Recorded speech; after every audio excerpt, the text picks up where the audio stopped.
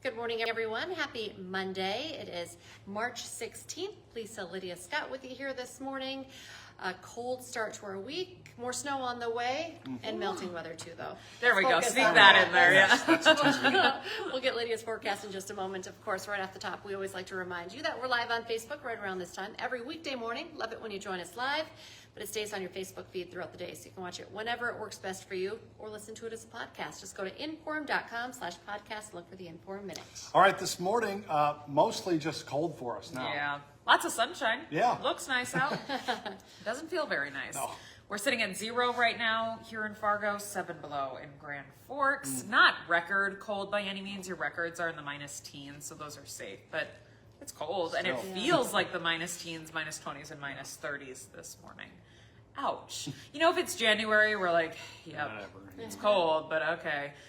We've had a couple spring teases now. It's the middle of March. The sun is setting after 7:30. We're like, all right, enough. Enough of the sub-zero talk. Today is going to stay cold. Temperatures end up in the teens above by this afternoon. Again, looks really nice outside. Maybe doing some melting when the sun's at its strongest point between about 12 to 2 o'clock, just because it is mid-March. And so a mid-March sun angle can do some okay melting. You might notice sidewalks or roads look a little bit wet. My driveway melted off yesterday. We've got a southwest facing driveway, so it had lots of sunshine, and that melted yesterday. So it's possible. It's just going to be cold. Yeah. You're going to need your winter coat if you're going to be outside for any sort of extended period of time outside of just like running from the car door to the office door. Tomorrow it's cold again, temperatures in the teens, cloudy sky, and snow moves in. We'll see it approach from the west to the east as we go throughout the morning into the middle of the day.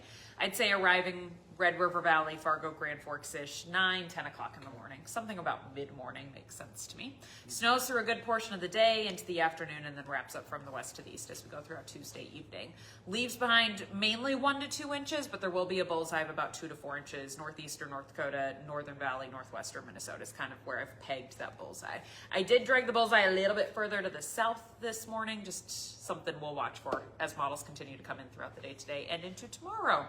It will be windy, so of course there's going to be a little bit of a blowing snow threat out of the south, southeast, gusting 30, 35 miles an hour. Blowing snow, reductions in visibility, especially in open country as that snow is coming down into your Tuesday. Still winter. Yep. Wednesday we will warm things up. I have us back into the 30s and 40s. 40s south, 30s north. As sometimes this warmer air moves in, it can touch off a little bit of moisture. Wouldn't be surprised to squeeze out a couple of sprinkles on Wednesday. Okay. I don't think anything heavy, but a quick wipe of the windshield wiper will be possible as those temperatures start to warm up.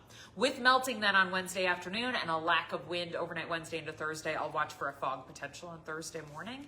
Thursday's the day, the last time, where we kick off state basketball tournaments once again. And so lots of people traveling here, there, everywhere. So we'll watch for fog for Thursday morning travel. Okay. Otherwise, Thursday, Friday, back up into the 40s up north, 50s, if not close to 60 in the south.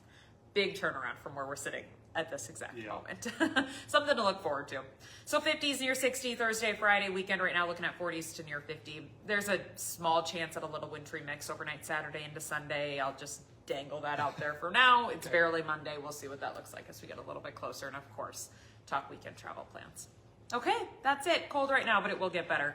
The transition, though, is some snow and some wind for your Tuesday. Tuesday travel can be impacted. All right. All right, that's all. Thanks, guys. Thanks, Lydia. Okay, well, kind of a follow-up to the snow that we were just talking about. If you have travel plans that take you to southern Minnesota today, you might want to rethink that. Much of the southern half of the state is still cleaning up after getting hit hard by the winter storm. Lydia actually told us that some parts of southeast Minnesota, 15 to 20 inches of snow. Of course, that makes travel nearly impossible in some spots. In fact, this morning, some roads are still closed in the southwest part of the state. Many other places are still under no travel advisories. We're also seeing impact in the skies at Hector International here in Fargo. There were several delays this morning already, at least one cancellation. There's also quite a bit of chaos and disruption at the airport in the Twin Cities, MSP. So if you're a connecting flight there or you're driving there to try and catch a flight to somewhere else, check in with the airline before you go, before you get there, just what your plans need to be, if it's delayed, canceled, all that kind of stuff. Good news is, at Grand Forks International, everything is running on time. One man is hurt after a rear-end crash on Highway 10 near Detroit Lakes. That crash happened just before noon on Sunday, turning onto East Shore Drive. Pickup driven by 56-year-old Everett Northup rear-ended another pickup driven by 93-year-old Daryl Swanson. Northup was taken to St. Mary's with non-life-threatening injuries. The other driver wasn't hurt. The Minnesota State Patrol says the roads were wet at the time of the crash. Tonight, Fargo City Commissioners will discuss what comes next after current Chief of Police David Zabolski announced his retirement last week. Deputy Mayor Denise Kolpak is asking the commission to publicly discuss this topic. Kolpak wants the commission to talk about the interim leadership role tonight, and she's asking for a preliminary timeline and overview of the recruitment process, including which parts could be left until after the election to put a new chief in place. The commission will also be asked to approve a resolution extending the city's 1-cent infrastructure tax for 20 years. It would then be put on the June ballot for voters to make a final decision. And Commissioner Dave Pepcorn is also asking for a financial overview of the ongoing effort to move the Resource and Recovery Center to a new location. At last check, the city has raised about half of the money needed for that project. Tonight's commission meeting is set for 5 o'clock at City Hall. Today is the deadline for anglers in most of northern Minnesota to get their fish houses off the ice. You have until the end of the day to get them moved. If it's on the lake, that's anywhere, we showed you a map earlier, anywhere kind of above Highway 10. That's the line in the state. After today, the only shelters that can be out on the ice are the ones that are on Canadian border waters. And they still have to be moved by the end of the month. In North Dakota, the deadline to pull houses off the ice was Sunday. Today on Hot Mic with Tom Izzo, the Bison now know where they'll be dancing later this week. Much more on NDSU's matchup with Michigan State out of the Big Ten.